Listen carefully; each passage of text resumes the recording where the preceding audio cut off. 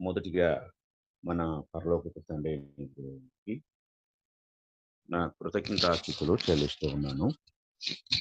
అలాగే వాక్యమును వినుటకు సిద్ధంగా ఉన్న ప్రియ సహోదరి సహోదరులందరికీ కూడా నా హృదయపూర్వకమైన వందనములు తెలియజేస్తూ ఉన్నాను. ప్రియమైన వారలారా, మనము గడిచిన దినము సంఘము ఏమై ఉన్నది అనే పాఠంలో సంఘము ఒక మర్మముగా చెప్పబడినది అని మనము చెప్పుకున్నాం. అందులో భాగంగా మరి ఆ మర్మాన్ని గూర్చి మనం ఆలోచించినట్లయితే, మొదటిగా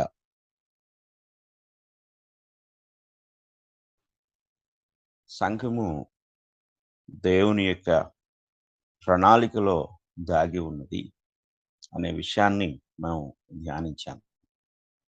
రెండవదిగా ఇది ప్రవక్తల రచనల్లో దాగి ఉన్నది. అనగా సంఘము దేవుని యొక్క ప్రవక్తల రచనలలో వారు రచించిన గ్రంథములలో అది దాగి ఉన్నది. దాగి ఉన్నది అనగా దాచబడి ఉన్నది. ఆ విషయాన్ని మనము ఎఫెసీయులకు అపోస్తుల కార్యములు 3వ అధ్యాయము, అపోస్తుల కార్యముల గ్రంథము 3వ అధ్యాయము 24వ వచనంలో చూడగలం. 3వ అధ్యాయం 24వ వచనము. మరియు సమూయేలు మొదలుకొని ఎందరు ప్రవక్తలు ప్రవచించిరో వారందరూ ఈ దినమును గూర్చి ప్రకటించిరి.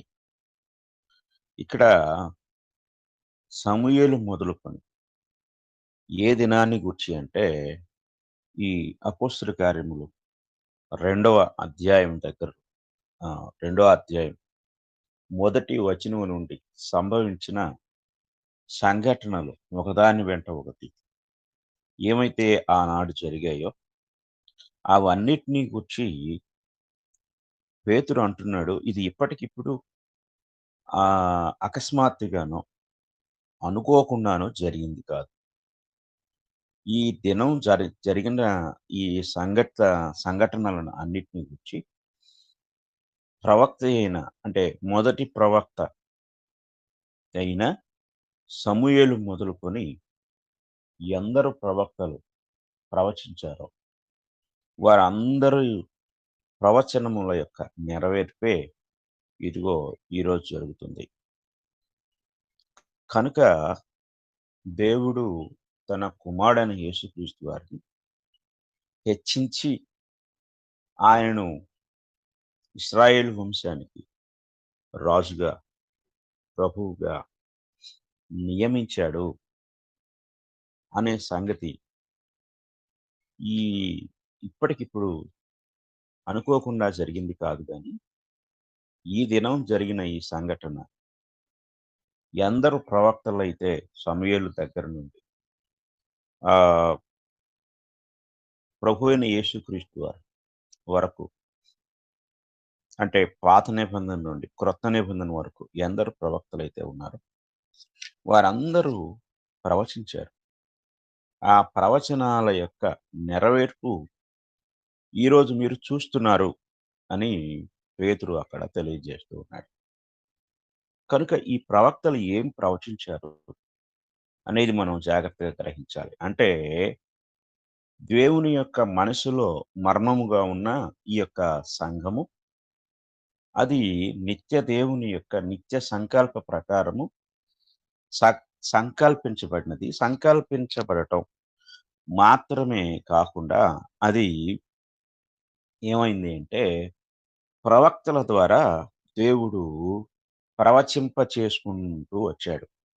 అంటే ఆయన దాన్ని మనసులో పెట్టుకొని అలా ఉండలేదు కానీ, ఎవరైనా దాన్ని గూర్చి గ్రహిస్తారేమోనని ఆయా కాలాల్లో ప్రవక్తల ద్వారా ఆయన ప్రవచించుకుంటూ రావడం జరిగింది. కనుక ప్రవచన రూపంలో ఉన్న, లేక ప్రవచన భాషతో వర్ణించబడిన ఆ యొక్క సంఘాన్ని అనేక మంది గుర్తించలేకపోయారు. కనుక దాన్ని పేతురు ఇప్పుడు చెప్తూ ఉన్నాడు. కనుక దేవుని ప్రణాళికలో దాగి ఉన్న సంఘము, ప్రవక్తల రచనల్లో దాగి ఉన్న సంఘము ఏమైతే అయ్యిందో దాన్ని గూర్చి ఆ ప్రవక్తలు ఏదైతే ప్రవచించారో ఈరోజు మనము మన సమయానుకూలతను బట్టి ధ్యానిద్దాం.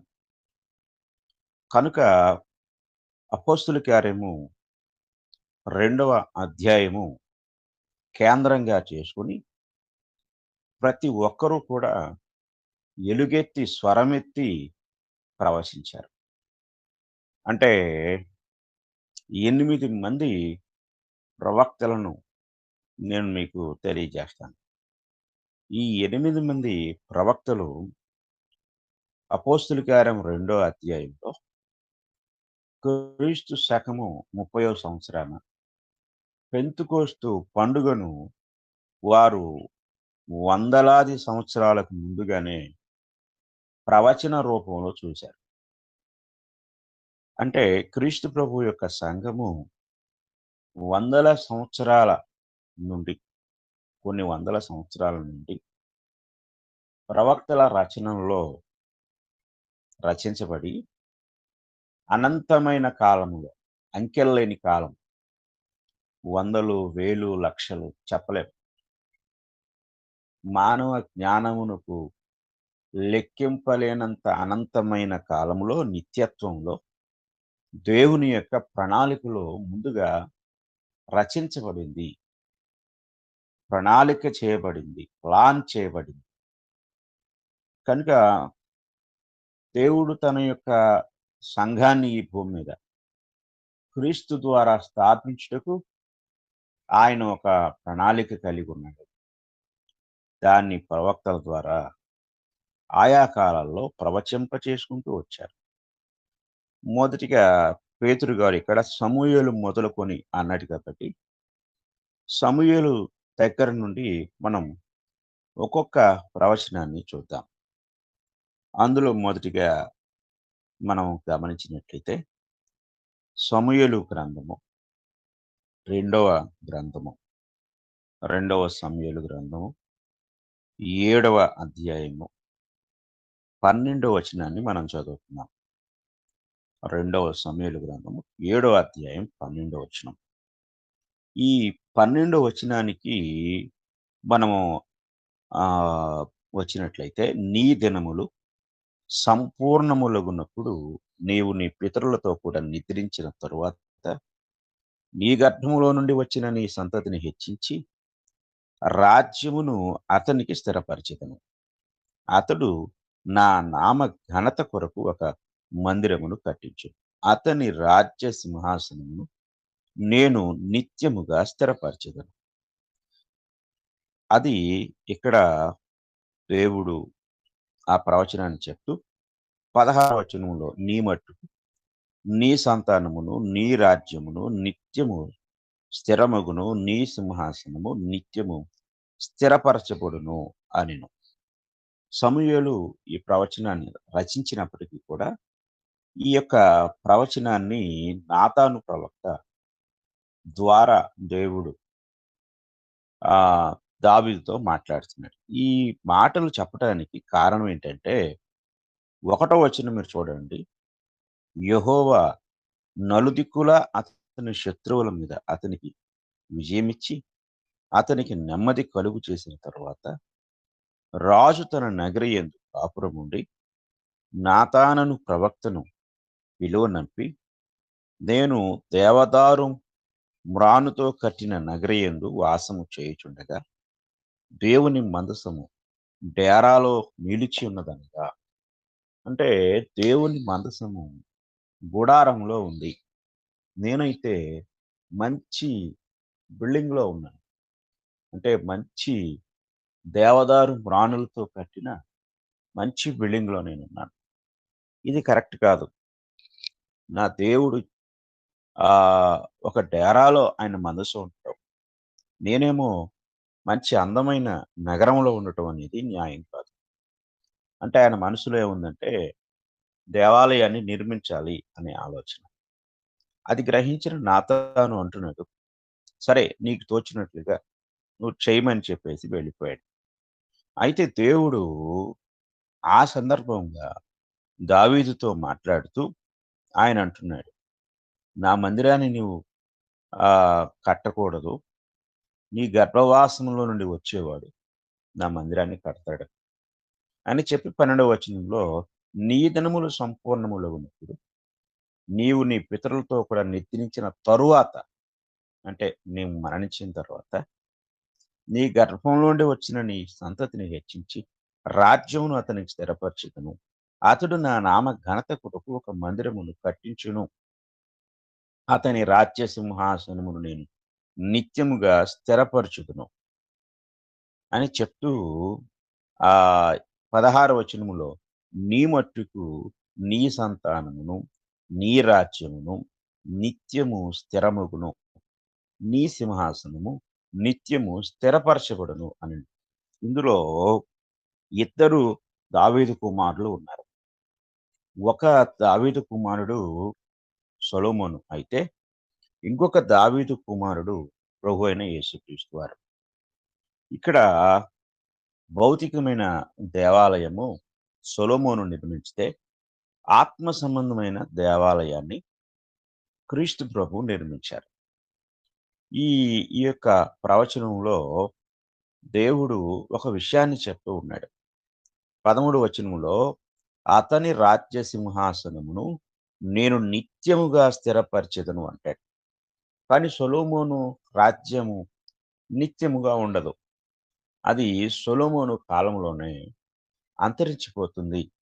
ఇది గ్రహించాలి. అంటే ఆహ్, సొలొమోను కాలంలో రాజ్యం 2గా విడిపోవటం. అంటే అతని కుమారుడైన రెహబాము వచ్చినప్పుడు అది 2గా విడిపోవటం జరుగుతుంది. ఆ తర్వాత క్రీస్తు పూర్వము ఆహ్, 7వ శతాబ్దంలోనికొచ్చేసరికి ఆ యొక్క రాజ్యము పతనమైపోయి బబులోనుకు వారు బానిసలుగా, బందీలుగా వెళ్ళిపోవటము, దేవాలయం తగలబెట్టబడటము, అలాగే మరి రాజ్యం అంతా కూడా దోచుకొనబడటం జరుగుతుంది. అంటే ఇక్కడ దావీదు కుమారుని యొక్క అంటే సొలొమోనే అయ్యుంటే ఇక్కడ సొలొమోనుకు ఈ ప్రవచనం వర్తించదు. కనుక ఎవరిని గూర్చి సమూయేలు రచిస్తున్నాడు అనే సంగతి మనం జాగ్రత్తగా పరిశీలిస్తే జకరియా గ్రంథం 6వ అధ్యాయము. జకరియా గ్రంథం 6వ అధ్యాయంలో మనకు ఈ మాట కనపడుతుంది. 6వ అధ్యాయము జకరియా గ్రంథము మనం చదువుకుందాం. 12, 13 వచనాలు చదువుకుందాం. 12వ వచనం చదువుకుందాం. 6వ అధ్యాయం 12వ వచనం. "అతనితో ఇట్లనుము, సైన్యములకు అధిపతియగు యెహోవా సెలవిచ్చినదేమనగా, చిగురు అను ఒకడు కలడు. అతడు తన స్థలములో నుండి చిగుర్చును. అతడు యెహోవా ఆలయము కట్టును. అతడే యెహోవా ఆలయము కట్టును. అతడు ఘనత వహించుకొని సింహాసనాసీనుడై ఏలును. సింహాసనాసీనుడై అతడు యాజకత్వము చేయగా, ఆ ఇద్దరికి సమాధానకరమైన యోచనలు కలుగును." ఇక్కడ యెహోవా ఆలయం జకరియా గ్రంథం దగ్గరకొచ్చేసరికి యెహోవా ఆలయము కట్టబడింది. మరి ఇంకొక ఆలయానికొచ్చి జకరియా ప్రవచిస్తూ ఉన్నాడేంటి? సొలొమోను కట్టేశాడు కదా! అని అనుకుంటే జకరియా ప్రవచించే ఆలయము, సొలొమో సమూయేలు రచించిన ఆలయము ఏమిటి అంటే అది క్రొత్త నిబంధనలో పెంతెకోస్తు పండుగ నాడు స్థాపించబడిన ఆలయము అనే సంగతిని మనము గ్రహించవలసిన వారమై ఉన్నాం. తరువాత మనం ఆలోచించినట్లయితే ఇక ఈ యొక్క ప్రవచనములో చిగురు అని చెప్పబడిన వ్యక్తి ఎవరు అంటే ప్రభువైన యేసుక్రీస్తు వారు. ప్రభువైన యేసుక్రీస్తు వారికి ప్రవచన రూపంలో అనేక పేర్లున్నాయి. అందులో ఒక పేరేమిటి అనేది మనం గ్రహించినట్లయితే, ఆ పేరే చిగురు అనే మాట మనకు కనపడుతుంది. యెషయా గ్రంథం 11 అధ్యాయం 1 వచనాన్ని మనం చదువుకున్నట్లయితే అక్కడ ఈ మాట కనపడుతుంది. యెషయి మొద్దు నుండి చిగురు పుట్టును, వాని వేరుల నుండి అంకురము ఎదిగి ఫలించును అనే మాట. యెషయి అనగా మనం దావీదు యొక్క తండ్రి గారి పేరు యెషయి. యెషయి మొద్దు నుండి అంటే దావీదు వంశము మొద్దయిపోయింది, అంతరించిపోతుంది అనుకునే దశలో ఒక చిగురు పుడతాడు. ఆ చిగురే ప్రభువైన యేసుక్రీస్తు వారు. ఆ చిగురు అనే ఆయనే యెహోవా ఆలయాన్ని కడతాడు అనేది ఇక్కడ జకరియా ప్రవచనమై ఉంది. తరువాత రెండవ ప్రవచనాన్ని మనం చూసినట్లయితే యెషయా ప్రవచనాన్ని మనం ఇక్కడ చూడొచ్చు. యెషయా ప్రవచిస్తాడు.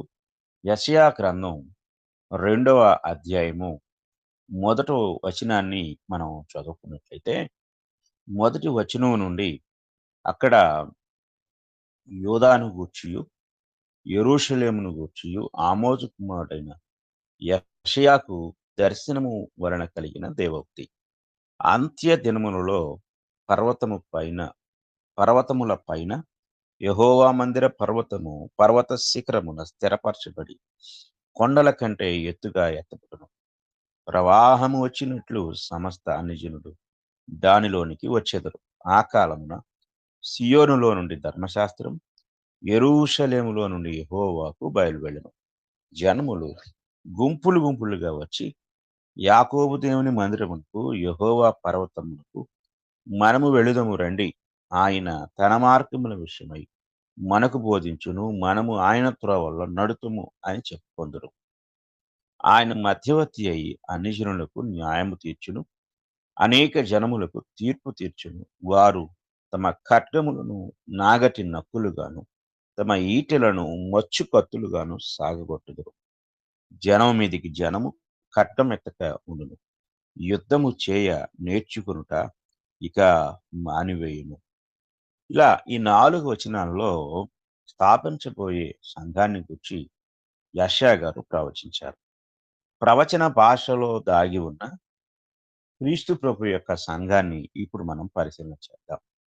అంత్య దినములలో అన్న మాటకు అర్థం ఏమిటంటే, బైబిల్ ప్రకారము 3 యుగాలు మనకి కనపడతాయి. అందులో ఒకటి పితరుల యుగము, 2 ధర్మశాస్త్ర యుగము, 3 క్రైస్తవ యుగం. ఇక్కడ రెండవ యుగమైన ధర్మశాస్త్ర యుగపు చివరల్లో అంటే ధర్మశాస్త్రము అంతరించిపోయి క్రైస్తవ యుగము ప్రారంభమయ్యే ఆ చివరి దినాలలో ఏం జరుగుతుంది అంటే యెహోవా మందిర పర్వతము, పర్వత శిఖరమున స్థిరపరచబడి అంటే ఎత్తైన స్థితిలోనికి హెచ్చించబడే ఒక మందిరము ఇది. కొండల కంటే ఎత్తుగా ఎత్తబడు. ప్రవాహము వచ్చినట్లు సమస్త అన్ని జనులు దానిలోనికి వచ్చుదురు. ఇక్కడ యెహోవా మందిరము, యాకోబు మందిరము అని 2, 3 వచనాల్లో ఈ మందిరము పిలువబడింది. యెహోవా మందిరము, అలాగే ఇక్కడ మనం గమనించితే యాకోబు దేవుని మందిరము. యాకోబు దేవుడు అన్న, యెహోవా అన్న ఒకటే. ఇక్కడ ఈ మందిరము అనేది ఏమిటి అనేది మనం ఆలోచించితే ఆల్రెడీ యెషయా ఈ గ్రంథాన్ని రాసేటప్పటికి మందిర నిర్మాణం జరిగిపోయింది. కానీ ఇంకొక మందిరాన్ని గురించి ఇక్కడ మాట్లాడుతున్నాడు. ఆ మందిరం ఏమిటి అనేది మనం ఆలోచించినట్లయితే అపోస్తలుడైన పౌలు గారు తిమోతికి రాసిన మొదటి పత్రిక, తిమోతికి రాసిన మొదటి పత్రిక 3వ అధ్యాయము 15వ వచనాన్ని మనం చదువుకుందాం. అయినను నేను ఆలస్యము చేసిన యెడల దేవుని మందిరములో అనగా జీవము గల దేవుని సంఘములో, చూడండి ఇక్కడ దేవుని మందిరములో అనగా అంటున్నాడు. అంటే దేవుని మందిరం అంటే ఏంటి? జీవము గల దేవుని సంఘము. చూడండి ఇక్కడ ఇంగ్లీష్‌లో in the house of God, దేవుని మందిరాన్ని ఇంగ్లీష్‌లో హౌస్ ఆఫ్ గాడ్ అని పిలవటం జరిగింది. Which is the church of the living God. కనుక ఇక్కడ మనం గ్రహించినట్లయితే దేవుని సంఘములో అంటాడు. అని చెప్తూ జనులేలాగు ప్రవర్తింపవలెనో అది నీకు తెలియవలనని ఈ సంగతిలో నీకు రాయిచున్నాను. ఆ సంగతము సత్యమునకు స్తంభమును, ఆధారమునై ఉన్నది అనే మాట మనకి కనపడుతుంది. కనుక గమనించినట్లయితే ఇక్కడ ఈ దేవుని మందిరం అని యెషయా ప్రవచించిన మా ప్రవచన భాషకు అర్థం ఏమిటి అంటే దేవుని సంఘము. జీవము కలిగిన దేవుని సంఘము.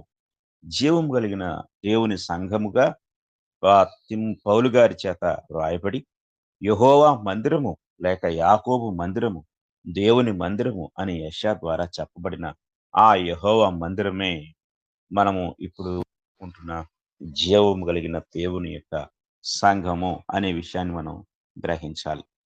ఆ తర్వాత మనం ఆలోచించినట్లయితే చూడండి, మూడో వచనం మరలా యెషయా గ్రంథం 2వ అధ్యాయం 3వ వచనానికి వచ్చినట్లయితే, ఆ కాలమున సీయోనులో నుండి ధర్మశాస్త్రం, యెరూషలేములో నుండి యెహోవా 2 కూడా ఒకటే.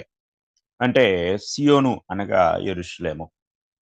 యెరూషలేముకి పెట్టబడిన మరొక పేరు సీయోను. షియోనులో నుండి ఏమొస్తుంది? ధర్మశాస్త్రం వస్తుంది. యెరూషలేములో నుండి యెహోవా వాక్కు బయలువెళ్తుంది.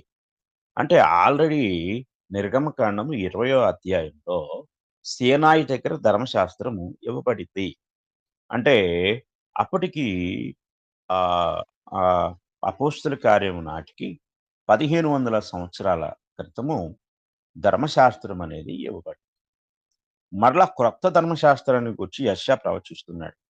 ఆ కాలమున ఏ కాలమున అంటే ప్రవాహముగా వచ్చినట్లు అన్యజనులు దానిలోనికి అనగా యెహోవా మందిరంలోనికి వస్తారు. ఆ కాలమున ధర్మశాస్త్రము మరలా ఉపదేశించబడుతుంది. యెహోవా వాక్కు బయలు వెళుతుంది. జనములు గుంపులు గుంపులుగా వచ్చి యాకోబు దేవుని మందిరమునకు, యెహోవా పర్వతమునకు మనము వెళుదము రండి అని చెప్పుకుంటూ ఉంటారు. జనములు గుంపులు గుంపులుగా వచ్చే సందర్భాన్ని మనము జాగ్రత్తగా పరిశీలన చేసినట్లయితే మరలా అపోస్తుల కార్యముల గ్రంథానికి మనం వెళ్దాం. అపోస్తుల కార్యముల గ్రంథానికి మనం వెళ్ళినట్లయితే 2వ అధ్యాయము అపోస్తుల కార్యముల గ్రంథము 2వ అధ్యాయము 6వ వచనాన్ని మనం చదువుకుందాం. 6వ వచనాన్ని మనం చూస్తే, ఈ శబ్దము కలుగుగా జనులు గుంపులు గుంపులుగా కూడి వచ్చి, గుంపులు గుంపులుగా కూడి వచ్చారు మీరు. అంటే యెషయా చెప్పినట్లుగా ప్రవాహం వచ్చినట్లుగా వస్తారు. గుంపులు గుంపులుగా వస్తారు అని చెప్పినట్లుగా ఈ పెంతెకోస్తు పండుగ నాడు మరి అపోస్తలులు భాషలతో మాట్లాడుతూ ఉన్నప్పుడు జనం యెరూషలేము నిండా ఉన్నవారు గుంపులు గుంపులుగా ఆ శబ్దం విని వచ్చారు. ఇది జాగ్రత్తగా మనం గ్రహించాలి. వారు ఆ గుంపులు గుంపులుగా వచ్చిన వారు 3000 మంది బాప్తిస్మం పొంది సంఘములోనికి ప్రవేశించినట్లుగా 2వ అధ్యాయం అపోస్తుల కార్యములు 41వ వచనం మనకు తెలియజేస్తూ ఉంది. ఆ తర్వాత సియోనులో నుండి ధర్మశాస్త్రము, అలాగే యెహోవా వాక్కు బయలువెళ్తుంది అని చెప్పిన ప్రకారము ఈ యొక్క అపోస్తుల కార్యం 2వ అధ్యాయము 37వ వచనాన్ని మనం చదువుకున్నట్లయితే 37వ వచనంలో వారు ఈ మాట విని హృదయంలో నొచ్చుకొని, సహోదరులారా మేమేమి చేతుమని పేతురును కడమ అపోస్తలును అడుగగా, పేతురు మీరు మారు మనసు పొంది పాప క్షమాపణ నిమిత్తము ప్రతి వాడు యేసుక్రీస్తు నామమున బాప్తిస్మము పొందుడి, అప్పుడు మీరు పరిశుద్ధాత్మను వరము పొందుదురు. ఈ వాగ్దానము మీకును మీ పిల్లలకును దూరస్తులందరికిని అనగా ప్రభువైన మన దేవుడు తన యొద్దకు పిలిచిన వారికందరికీ చెందునని వారితో చెప్పాను. ఇంకనూ అనేక విధములైన మాటలతో సాక్ష్యమిచ్చి మీరు మూర్ఖులకు ఈ తరము వారికి వేరై రక్షణ పొందుడని వారిని హెచ్చరించెను. కాబట్టి అతని వాక్యము అంగీకరించిన వారు అంటే యెహోవా వాక్కు అక్కడ మనకు కనపడుతుంది. ఆ వాక్కును అంగీకరించిన వారు బాప్తిస్మము పొందిరి. ఆ దినమందు ఇంచుమించు 3000 మంది చేర్చబడిరి. వీరు అపోస్తలుల బోధ యందును, సహవాసమందును, రొట్టె విరుచుట యందును, ప్రార్థన చేయుట యందును ఎడతెగక ఉండిరి. కాబట్టి ప్రవాహం వచ్చినట్టుగా గుంపులు గుంపులుగా వచ్చారు. అక్కడ పేతురు దేవుని యొక్క వాక్యాన్ని ప్రకటించారు. అది యెహోవా వాక్కుగా, సియోనులో నుండి వచ్చిన ధర్మశాస్త్రముగా ప్రవచనకారుడు యెషయా ప్రవచించాడు. ఆహ్, కనుక ఇక్కడ మనం జాగ్రత్తగా పరిశీలించినట్లయితే, చివరిగా మనకు ఆయన మధ్యవర్తి అయి అంటాడు.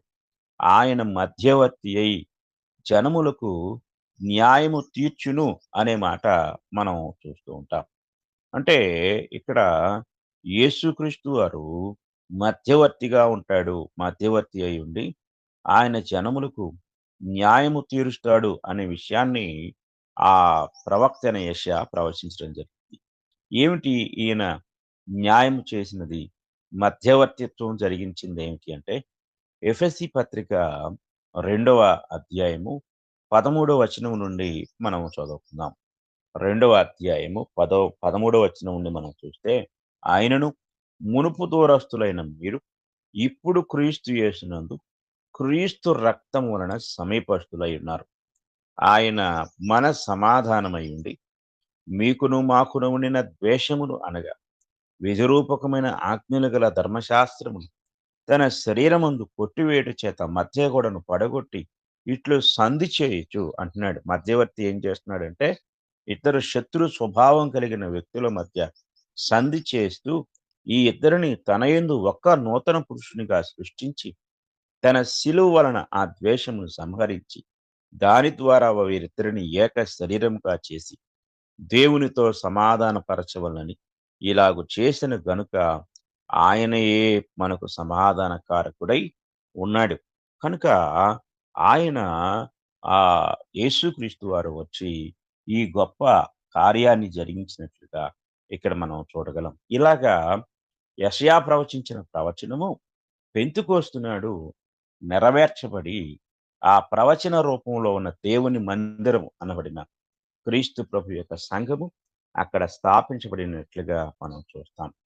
ఇక మూడవ ప్రవచనాన్ని మనం చూసినట్లయితే, దానియేలు ప్రవచనాన్ని మనం చూడగలం. దానియేలు గ్రంథము 2వ అధ్యాయము మనం చదువుకుందాం. దానియేలు గ్రంథము 2వ అధ్యాయము 44వ వచనాన్ని మనం చదువుకున్నట్లయితే, అక్కడ ఒక అద్భుతమైన మాట మనకు కనపడుతుంది. ఆ రాజుల కాలములలో మనము ఇందాకేం చెప్పుకున్నాము? అంత్య దినములలో అన్నాము. ఇప్పుడు దానియేలు ప్రవచనములో ఆ రాజుల కాలములలో పరలోకమందున్న దేవుడు ఒక రాజ్యము స్థాపించును. దానికన్నిటికిని నాశనము కలుగదు. ఆ రాజ్యము దాని పొందిన వారికి గాక మరెవరికిని చెందదు. అది ముందు చెప్పిన రాజ్యములన్నిటిని పగలగొట్టి నిర్మూలము చేయును గాని అది యుగముల వరకు ను అని చెప్పటం జరిగింది. అంటే ఇక్కడ మనం పరిశీలన చేసినప్పుడు, ఇక్కడ ఆ రాజుల కాలంలో అంటే ఏ రాజులు అంటే, ఇక్కడ ఈ దానియేలు గ్రంథంలో రెండో అధ్యాయం మనం మొదటి నుండి మొత్తం చదివితే అండి, నెబుకద్నెజరు చక్రవర్తికి ఒక కలొస్తుంది. ఆయన కల రాగానే కల కలను బట్టి కలత చెందుతాడు. కలత చెంది తెల్లవారి తన రాజ్యంలో ఉన్న పండితులను లేక గారడీ విద్య గలవారు, అలాగే శకునగాండ్రను వీరందరినీ కూడా పిలిపించాడు. పిలిపించి నేను కల కన్నాను. ఆ కలకు భావాన్ని తెలియచేయండి అని చెప్పాడు. ఆ భావాన్ని తెలియచేయమని చెప్పినప్పుడు వారందరూ కూడా ఏక మనసుతో ఆ కల భావాన్ని చెప్పటానికి ముందుకొచ్చారు. అప్పుడు ముందుకొచ్చి మీకొచ్చిన కల ఏంటో మాకు తెలియచేయండి. మేము దాని భావాన్ని తెలియజేస్తాము అని చెప్పినప్పుడు రాజుగారు చెప్తాడు. నేను కల మర్చిపోయాను. కాబట్టి కల కూడా మీరే చెప్పండి. దాని భావాన్ని కూడా మీరే తెలియచేయండి అని చెప్పినప్పుడు, అందరూ కూడా ఒక్కసారిగా ఆశ్చర్యానికి గురైపోయి, వారేమంటారంటే, ఇది అసంభవమైన సంఘటన.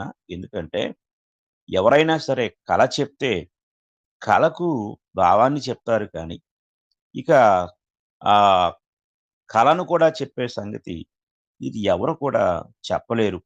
ఒకవేళ అది చెప్పగలిగేవారు ఎవరు అంటే చూడండి 10వ వచనం చదువుకుందాం. అందుకు కల్దీయులు ఇలాగు ప్రత్యుత్తరమిచ్చిరి. భూమి మీద ఏ మనుషుడును రాజు అడిగిన సంగతి చెప్పజాలడు. ఏ చక్రవర్తియు, అధికారియు శకునగాని యొద్దను, గారడీ విద్య గలవాని యొద్దను, కల్దీయుని యొద్దను ఇట్టి సంగతి విచారింపలేదు.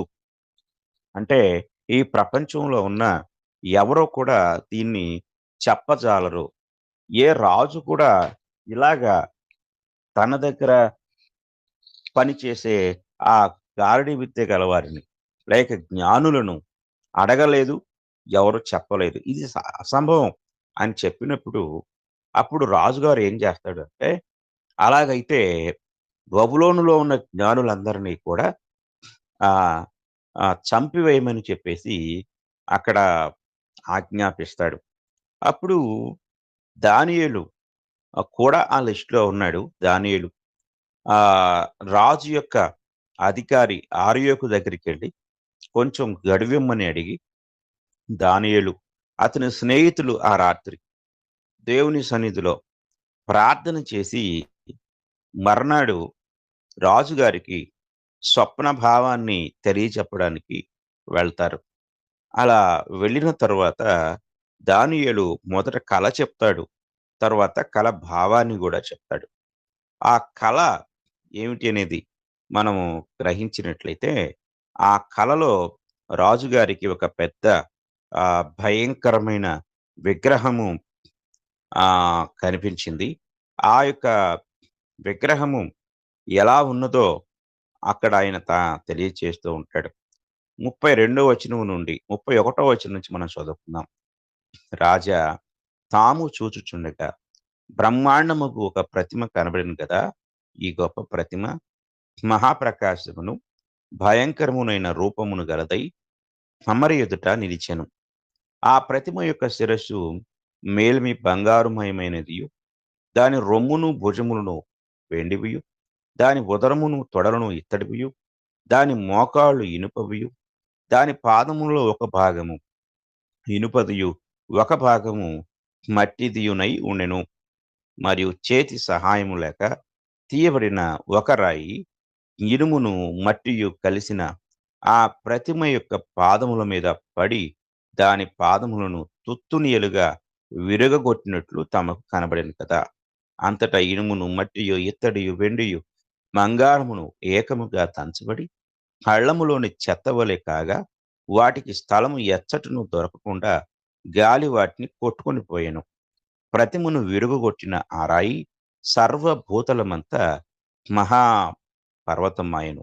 తాము కనిన కల ఇదే అని చెప్పి ముందు కలను గూర్చి చెప్తాడు. తరువాత కల భావాన్ని గూర్చి ఆయన చెప్తాడు. ఆ కల భావములో అందులో మొదటిగా ఆహ్, మనం చూసినట్లయితే తామే ఆ బంగారపు శిరస్సు అంటాడు. అంటే బంగారు శిరస్సుతో పోల్చబడిన రాజ్యము బబులోను సామ్రాజ్యము.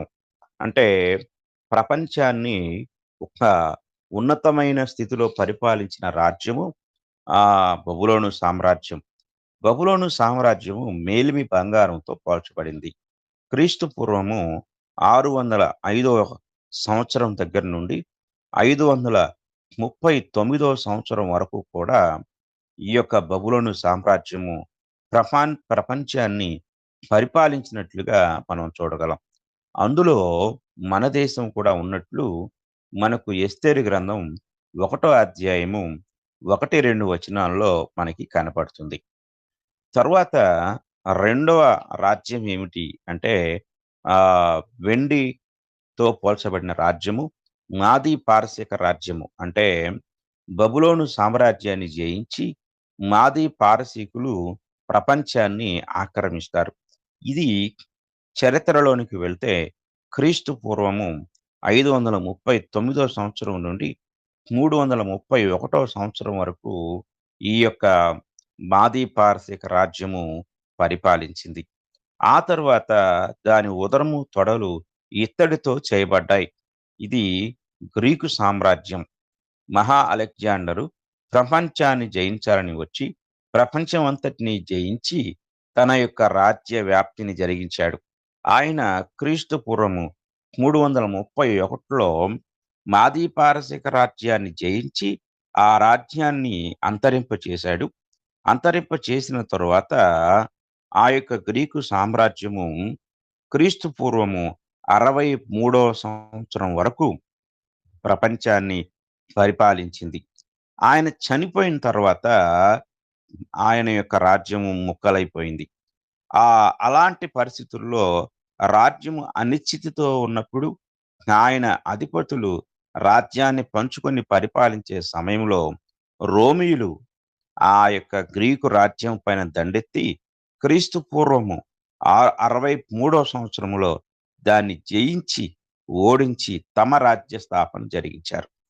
వారు క్రీస్తు శకము 476వ సంవత్సరం వరకు కూడా వారి రాజ్య పరిపాలన కొనసాగించారు.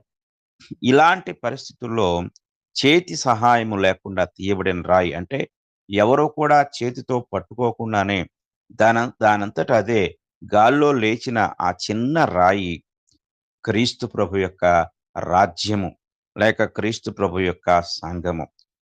ఆ రాయి ఆ విగ్రహం మీద పడింది. అంటే ఆ రాజ్యాల మీద పడినప్పుడు ఆ రాజ్యాలను దంచి ఆ గాల్లో పొట్టులాగా తేలజేసినప్పుడు ఈ బబులోను సామ్రాజ్యం, అలాగే మాదీ పారసీక సామ్రాజ్యం, అలాగే గ్రీకు సామ్రాజ్యం, అలాగే రోమా సామ్రాజ్యం అన్ని రాజ్యాలు అంతు లేకుండా అయిపోయాయి. క్రీస్తు రాజ్యం మాత్రమే సర్వభూతలమంతా మహాపర్వతము అయిపోయింది. యేసుక్రీస్తు వారు చెప్పారు. మత్తయి సువార్త మార్కు సువార్త 16వ అధ్యాయం 15వ వచనంలో మీరు సర్వ సృష్టికి వెళ్ళి సువార్తను ప్రకటించండి. అంటే సర్వ సృష్టికి క్రీస్తు రాజ్య వ్యాప్తిని జరిగించండి అని ఆయన తెలియచేశారు. ఆ ఆయన ఆదేశానుసారము శిష్యులు ఆ యొక్క సువార్తను ప్రకటించారు. దేశ దేశాలకు వారు పంపబడ్డారు. ఈరోజు ప్రపంచ వ్యాప్తంగా ఆ రాజ్యం యొక్క వ్యాప్తి జరుగుతా ఉంది. కనుక సర్వభూతలమంత మహాపర్వతమైనది క్రీస్తు రాజ్యం అనబడిన క్రీస్తు సంఘము. కనుక ఇక్కడ మనం జాగ్రత్తగా పరిశీలించినట్లయితే ఇది దానియేలు ప్రవచించిన ప్రవచనము. ఆ తరువాత మనము 4వదిగా యోవేలు ప్రవచనాన్ని చూద్దాం. యోవేలు ప్రవచనాన్ని మనం చూసినట్లయితే యోవేలు గ్రంథము 2వ అధ్యాయము. యోవేలు గ్రంథము 2వ అధ్యాయాన్ని మనం చదువుకున్నట్లయితే యోవేలు గ్రంథము 2వ అధ్యాయము 28వ వచనము నుండి మనం చూడగలం. 28వ వచనాన్ని మనం చదువుకుంటే, తరువాత నేను సర్వజనుల మీద నా ఆత్మను కుమ్మరింతును. మీ కుమారులను, మీ కుమార్తెలను ప్రవచనములు చెప్పుదురు. మీ ముసలివారు కలలు కందురు. మీ యవనులు దర్శనములను చూతురు. ఆ దినములలో నేను పనివారి మీదను, పనికత్తెల మీదను నా ఆత్మను కుమ్మరించుదును. ఇది యోవేలు ప్రవచించిన ప్రవచనము. ఆ యొక్క ప్రవచన ప్రకారము 32వ వచనానికొస్తే, యెహోవా సెలవిచ్చినట్లు సీయోను కొండ మీదను, యెరూషలేములోను తప్పించుకొనిన వారందరూ, శేషించిన వారిలో యెహోవా పిలుచువారు కనబడుదురు. ఆ దినమున యెహోవా నామమును బట్టి ఆయనకు ప్రార్థన చేయు వారందరూ రక్షింపబడుదురు. ఈ ప్రవచనాన్ని పేతురు గారు తన ప్రసంగంలో ఆయన ప్రస్తావించారు. అపోస్తుల కార్యముల గ్రంథము 2వ అధ్యాయానికి మనం వెళ్ళినట్టయితే 2వ అధ్యాయంలో పరిశుద్ధాత్మ చేత నింపబడి భాషల ద్వారా సువార్త ప్రకటిస్తూ ఉన్న ఆ అపోస్తలులను చూసి కొంతమంది ఏమనుకున్నారు అంటే, వీరు పొద్దున్నే తాగొచ్చి ఏదో మాట్లాడుతున్నారు అని అపహాస్యం చేశారు. 13వ వచనం చదువుకుందాం. అపోస్తుల కార్యముల గ్రంథం 2వ అధ్యాయం 13వ వచనం చూస్తే, కొందరైతే వీరు క్రొత్త మద్యముతో నిండి ఉన్నారని అపహాస్యము చేసిరి. అయితే పేతురు ఆ 11 కూడా లేచి, నిలిచి బిగ్గరగా వారితో ఇట్లనెను, యూదయ మనుషులారా, యెరూషలేములో కాపురమున్న సమస్త జనులారా, ఇది మీకు తెలియగాక. చెవియొగ్గి నా మాటలు వినుడి. మీరు ఊహించున్నట్టు వీరు మత్తులు కారు. ప్రొద్దు పొడిచి జామైనా కాలేదు. యోవేలు ప్రవక్త ద్వారా చెప్పబడిన సంగతి ఇదే. ఏమనగా అంత్య దినముల యందు నేను మనుషులందరి మీద నా ఆత్మను కుమ్మరించెదను. మీ కుమారులను, మీ కుమార్తెలను ప్రవచించెదను. మీ యవ్వనులకు దర్శనములు కలుగును. మీ వృద్ధులు కలలు కందురు అని ఆయన ఆ ఆ యొక్క యోవేలు ప్రవచనాన్ని గురించి మాట్లాడుతూ యోవేలు ప్రవచించినది ఇదే అంటాడు. అంటే యోవేలు ప్రవక్త ద్వారా చెప్పబడిన సంగతి ఇదే అంటే ఇప్పుడు మీరు చూస్తున్నారు గదా! మీరు భాషలు మాట్లాడటం. అదే యోవేలు ప్రవచించిన ప్రవచనం. యోవేలు ప్రవచించిన ప్రవచనం ఇక్కడ నెరవేర్చబడుతూ ఉంది. యెషయా ప్రవచించిన ప్రవచనం అపోస్తుల కార్యం 2 అధ్యాయంలో నెరవేరింది. అలాగే దానియేలు ప్రవచించిన ప్రవచనం అపోస్తుల కార్యము 2 అధ్యాయంలో నెరవేర్చబడింది. అలాగే యోవేలు ప్రవచించిన ప్రవచనం ఇప్పుడు పేతురు రిపీట్ చేయబడుతూ, ఇదిగో యోవేలు చెప్పాడు కదా! అదే ఇది అని యోవేలు ద్వారా చెప్పబడతా ఉంది. ఇక ఐదవదిగా మీకా ప్రవచనాన్ని మనం జ్ఞాపకం చేసుకుందాం. మీకా ప్రవచనము ఇంచుమించు మనకి యెషయా ప్రవచనాన్ని జ్ఞాపకం చేస్తుంది. మీకా గ్రంథము 4వ అధ్యాయము. 4వ అధ్యాయము 1 వచనం నుండి మనం చదువుకుందాం. అంత్య దినములలో యెహోవా మందిర పర్వతము, పర్వతముల శిఖరమును స్థిరపరచబడి, కొండల కంటే ఎత్తుగా ఎత్తబడగా, ప్రవాహము వచ్చినట్లు జనులు దానిలోనికి వత్తురు. కాబట్టి ఆ కాలమున అన్ని జనులు అనేకులు వచ్చి సియోనులోని ధర్మశాస్త్రము, యెరూషలేములో నుండి యెహోవా వాక్కు బయలువెళ్ళును. యాకోబు దేవుని మందిరమునకు యెహోవా పర్వతమునకు మనము వెళుదము రండి. ఆయన తన మార్గముల విషయమై మనకు బోధించును. మనము ఆయన త్రోవలో నడుచుకుందుము అని చెప్పుకొందురు. కనుక మనము ఈ యొక్క ఆహ్, అధ్యాయంలో యెషయా ప్రవచనాన్ని మనం ఇంచుమించుగా ఇందులో చూడొచ్చు. కనుక యెషయా దేని గూర్చి ప్రవచించాడో మీకా కూడా అదే విషయాన్ని ప్రవచించారు. అలాగే చివరిగా తరువాతదిగా మనము ఆరవదిగా జకరియా ప్రవచనాన్ని మనం ఇక్కడ చూద్దాం. జకరియా మనం ఆల్రెడీ చదువుకున్నాం.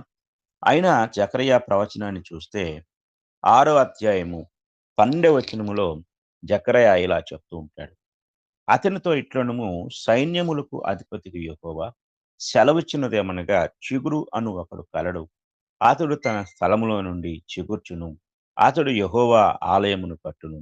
అతడే యెహోవా ఆలయమును కట్టును అని ఆయన యెహోవా ఆలయం అనగా, యాకోబు మందిరం అనగా, యెహోవా మందిరం అనగా, సంఘము క్రీస్తు ప్రభు యొక్క సంఘము అన్న సంగతిని మనం ఇక్కడ గ్రహించవలసిన వారమై ఉన్నాం.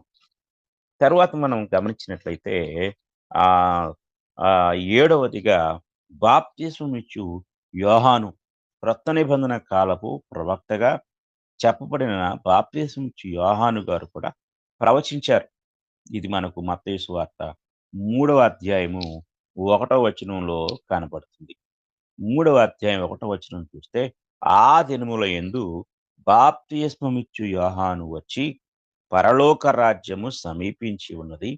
మారు మనసు పొందుడని యోదయ అరణ్యములో ప్రకటించుచుండెను. పరలోక రాజ్యము సమీపముగా ఉంది అని ఇక్కడ బాప్తిస్మిచ్చు యోహాను ప్రవచించాడు. అంటే ఇక్కడ సమీపముగా ఉన్నది అనే మాట మనం జాగ్రత్తగా గమనిస్తే ఇంగ్లీష్‌లో ఇలా రాయబడుతుంది. The kingdom of heaven is at hand అంటే చేతికి అందునంత దగ్గరలో ఉంది. అది దగ్గరకు వచ్చేసింది అని బాప్తిస్మిచ్చు యోహాను గారు ప్రవచించటం జరిగింది. ఆ తరువాత ప్రభు అయిన యేసుక్రీస్తు వారు కూడా బాప్తిస్మిచ్చు యోహాను గారి చేత బాప్తిస్మము పొంది, ఆ బాప్తిస్మం పొందిన తరువాత ఆయన అరణ్యములో శోధించబడుటకు ఆయన వెళ్ళి, ఆ ఉపవాసం ఉండి, అక్కడ శోధించబడి, శోధనను జయించి, ఆ తరువాత ఆయన మరి సువార్త ప్రకటించారు. మత్తయి సువార్త 4 అధ్యాయం 17 వచనంలో, అప్పటి నుండి యేసు పరలోక రాజ్యము సమీపించున్నది గనుక మారు మనసు పొందుడని చెప్పుచు ప్రకటింప మొదలుపెట్టెను. కాబట్టి ఏ రాజ్యాన్ని గూర్చి, రాజ్య సింహాసనాన్ని గూర్చి సమూయేలు ప్రవచించాడో, యెషయా ప్రవచించాడో, దానియేలు మరి చేతి సహాయము లేకుండా తీయబడిన రాయిగా ప్రవచించాడో, అలాగే యోవేలు ప్రవచించాడో, అంత్య దినములలో మరి మనుషులందరి మీద నా ఆత్మను కుమ్మరిస్తాను అని అపోస్తలుల మీద కుమ్మరించబడిన పరిశుద్ధ ఆత్మను గూర్చి ఆయన ముందుగానే ప్రస్తావించాడో, అలాగే మీకా ప్రవచించాడో, జకర్యా ప్రవచించాడో, బాప్తిస్మిచ్చి యోహాను ప్రవచించాడో, చివరిగా రాజుగా, ప్రవక్తగా, యాజకునిగా చెప్పబడిన మన ప్రభు అయిన యేసుక్రీస్తు వారు ప్రవచించిన ఆ ప్రవచనం అనగా ఇప్పుడు చెప్పుకున్న రాజ్యాన్ని గూర్చి ఆ తరువాత మత్తయి సువార్తలోనే 16వ అధ్యాయం 18వ వచనంలో చెప్ప చెప్పబడిన మాట, పలుకబడిన మాట. మరియు నీవు పేతురువు, ఈ బండ మీద నా సంఘమును కట్టుదును, పాతాళ లోక ద్వారములు దాని ఎదుట నిలువ నేరవని నీతో చెప్పుచున్నాను. పరలోక రాజ్యము యొక్క తాళపు చెవులు నీకిచ్చేదను. నీవు భూలోకమందు దేన్ని బంధించుదువో అది పరలోకమందును బంధింపబడును. భూలోకమందు దేన్ని విప్పుదువో అది పరలోకమందును విప్పబడునని అతనితో చెప్పాను. కనుక మనం జాగ్రత్తగా పరిశీలించినట్లయితే ఇక్కడ ఇందరి ప్రవచనాలు మరలా మనం అపోస్తుల కార్యములు 3వ అధ్యాయానికి వెళ్ళినట్లయితే 3వ అధ్యాయంలో పేతురు నోట పలుకబడుతున్న మాట 3వ అధ్యాయం 24వ వచనంలో మరియు సమూయేలు మొదలుకొని ఎందరు ప్రవక్తలు ప్రవచించరో వారందరూ ఈ దినమును గూర్చి ప్రకటించిరి. ఆ ప్రవక్తలకును దేవుడు అబ్రహాముతో నీ సంతానమందు భూలోక వంశములనియు ఆశీర్వదింపబడునని చెప్పి మీ పితరులతో చేసిన నిబంధనకు మీరును వారసులై ఉన్నారు. దేవుడు తన సేవకును పుట్టించి మీలో ప్రతి వానిని వాని దుష్టత్వము నుండి మళ్లించుట వలన మిమ్మును ఆశీర్వదించుటకు ఆయనను మొదట మీ యొద్దకు పంపెనని చెప్పాను. కాబట్టి ఇక్కడ మనము జాగ్రత్తగా పరిశీలన చేసినట్లయితే ఇక్కడ సంఘము దేవుని ప్రణాళికలో దాగి ఉంది. సంఘము ప్రవక్తల రచనల్లో దాగి ఉంది. దాగి ఉన్న ఆ యొక్క ప్రవచనాలన్నీ కూడా ప్రవక్తలు ఒకరి వెంట ఒకరు ప్రవచించుకుంటూ వచ్చారు. కనుక నిన్నటి దినాన ప్రణాళికలో దాగి ఉన్న సంఘాన్ని గూర్చి మనం చెప్పుకున్నాము. నేటి దినాన ప్రవక్తల రచనల్లో దాగి ఉన్న సంఘాన్ని గూర్చి మనం చెప్పుకున్నాం. కనుక ప్రియమైన వారలారా, క్రీస్తు ప్రభు యొక్క సంఘము తలవని తలంపుగానో లేక అప్పటికప్పుడుగా అది ఏర్పరచబడినట్లుగా మనం గ్రహించకూడదు. దేవుని యొక్క అనాది సంకల్పములో సంకల్పించబడినది, ప్రవక్తల ద్వారా ప్రవచించబడినదిగా క్రీస్తు ప్రభు యొక్క సంఘాన్ని మనము గ్రహించాలి. కనుక క్రీస్తు ప్రభు యొక్క సంఘము ఈరోజు మనుషులు తలంచినట్లుగా తల తలచిన తలంపు కాదు. అది దేవుని యొక్క ప్రణాళిక అని ప్రవక్తల ద్వారా ప్రవచించబడినది అని మనం గ్రహించాలి. కనుక ఈరోజు ఒకవేళ మీరు ఈ సంఘాన్ని గురించి ఇంకా తెలుసుకోకపోయినట్లయితే, మనుషులు కల్పించిన ఒకవేళ సంఘములలో మీరు ఉన్నట్లయితే మీకు రక్షణ లేదు అనే సత్యాన్ని గ్రహించండి. ఎందుకంటే దేవుడు ముందుగానే తాను ఈ భూమి మీద స్థాపించవలసిన సంఘాన్ని గూర్చి ప్రణాళిక కలిగి ఉన్నాడు. అలాగే ఆ ప్రణాళిక ప్రకారం తన సంఘాన్ని ఆయన స్థాపించాడు. ఆ యొక్క ప్రణాళికను గూర్చి ఇక్కడ పేతురు చెప్తూ అపోస్తుల కార్యముల గ్రంథం 4వ అధ్యాయం 12వ వచనములో ఆయన ఈ మాట చెప్తూ ఉన్నాడు. 4వ అధ్యాయము 12వ వచనాన్ని మనం చదువుకున్నాం. మరి ఎవని వలనను రక్షణ కలుగదు, ఈ నామముననే మనము రక్షణ పొందవలను గాని ఆకాశం క్రింద మనుషుల్లో ఇయ్యబడిన మరి ఏ నామమున రక్షణ పొందలేము అనెను. కనుక క్రీస్తు నామములో, క్రీస్తు పేరు పెట్టబడిన సంఘములో దేవుడు రక్షణను దాచి ఉంచారు. కనుక ఇంకా ఆ సంఘాన్ని గూర్చిన ఆ విషయాలు మనం ఒకదాని వెంట ఒకటి నేర్చుకుందాం, ధ్యానిద్దాం. ఆ సంఘములో దేవుడు ఇంకా ఎలాంటి ఆలోచన కలిగి ఉన్నాడో ఆ సంఘము పట్ల ఆ సంఘ నిర్మాణం ఎలా జరిగిందో, ఆ సంఘ నిర్వహణ ఎలా జరగాలని పరిశుద్ధాత్ముడు తన గ్రంథంలో రాసి ఉంచాడో, ఆ సంగతులు ఒకదాని వెంట ఒకటి మనము ధ్యానిస్తూ ముందుకు సాగుదాం. కాబట్టి ఇంతవరకు మరి మనం ఈ నేడు తెలుసుకున్న వాక్యాన్ని శ్రద్ధతో మీరు ఎంతో ఓపికగా విన్న మీ అందరికీ కూడా నా హృదయపూర్వక వందనములు తెలియచేస్తూ ఈ మాటలు ముగిస్తూ ఉన్నాను. అందరికీ వందనములు.